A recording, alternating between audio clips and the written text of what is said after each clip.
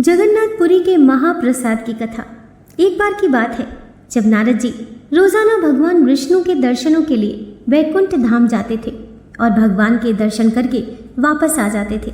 यही क्रम रोजाना चलता था। एक दिन नारद जी के मन में ये विचार आया कि काश मुझे भगवान का महाप्रसाद मिल जाए तो कितना अच्छा होगा। यही विचार करके वे माता लक्ष्मी जी के पास गए और आग्रह कर कहा, माता, क्या आप मुझे भगवान का प्रसाद दिलवा दोगी? आपकी बड़ी कृपा होगी। मगर माता लक्ष्मी कहती हैं कि भगवान का प्रसाद मिलना इतना आसान नहीं है। उसके लिए भगवान की आज्ञा अत्यंत आवश्यक है। बिना भगवान की आज्ञा के मैं किसी को भगवान का प्रसाद नहीं दे सकती। फिर नारद जी ने भगवान को प्रसन्न करने के लिए 12 वर्षों तक कठिन तपस्या की। मगर भगवान की प्रसन्नता पाना इतना आसान काम नहीं था। इतनी तपस्या करने के बाद भी नारद जी को प्रसाद नहीं मिला। अब नारद जी विचार करने लगे कि अब मैं ऐसा क्या करूं कि मुझे भगवान का प्रसाद मिल जाए। फिर नारद जी ने एक योजना बनाई कि यदि मैं यहाँ प्रभु के घर सेवा करूं तो शायद मुझे प्रसाद की प्राप्ति हो जाएगी। ऐसा विचार करके नारद जी ने एक स्त्री का रूप धारण किया।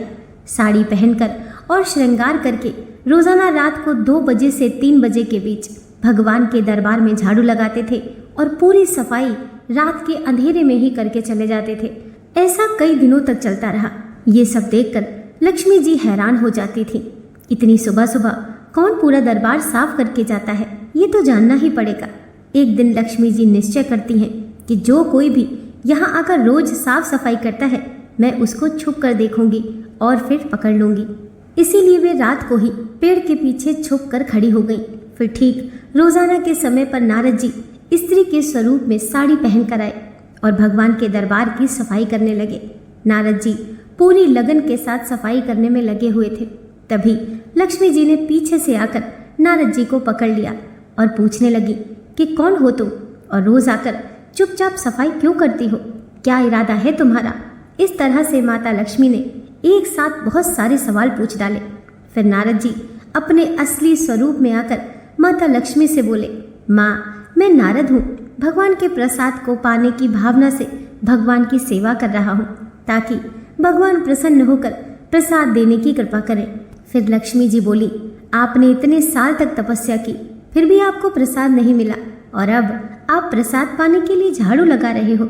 माता बहुत आश्चर्यचकित हो गई। मगर नारद जी पर तो धुन सवार थी कि प्रभु का प्रसाद खाना है।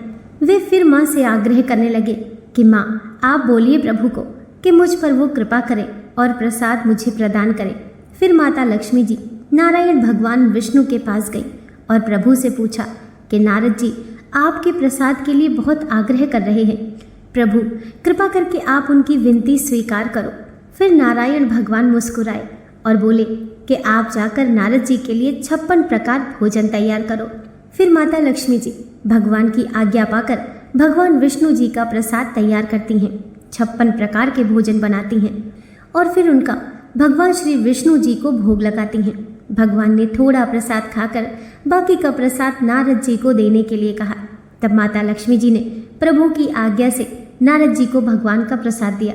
नारद जी बहुत ही अधिक प्रसन्न हुए और बहुत ही चाव से पूरा प्रसाद खा लिया। फिर तो नारद जी भगवान का नाम जितना जपते वो उसका लाख गुना हो जाता, क्योंकि भगवान का प्रसाद जो नारद जी ने खाया था।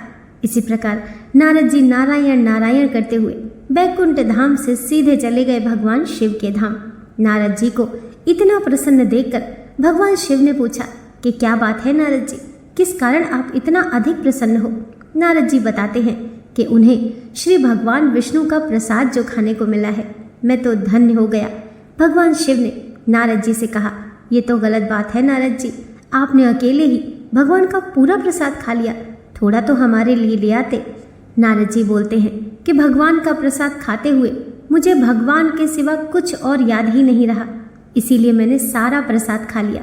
तभी भगवान शिव की नज़र नारद जी के मुंह पर लगे एक चावल के दाने पर पड़ी। भगवान शिव ने वह एक दाना ही प्रसाद ग्रहण कर लिया।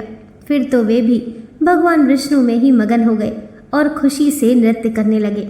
माता पार्वती ने जब भगवान शिव को इस तरह से भक्ति भाव में विलीन होकर नृत्य करते हुए देखा तो वे भी पूछने लगी कि ऐसा क्या हुआ है जो आप इतने अधिक प्रसन्न दिखाई दे रहे हो, कृपा करके बताइए।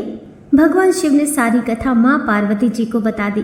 फिर तो माता पार्वती नाराज हो जाती हैं और भगवान शिव से कहती हैं कि मैं आपकी अर्धांगिनी हूँ, फिर भी आपने मुझे प्रसाद नहीं दिया और अकेले ही भगवान का प्रसाद खा लिया।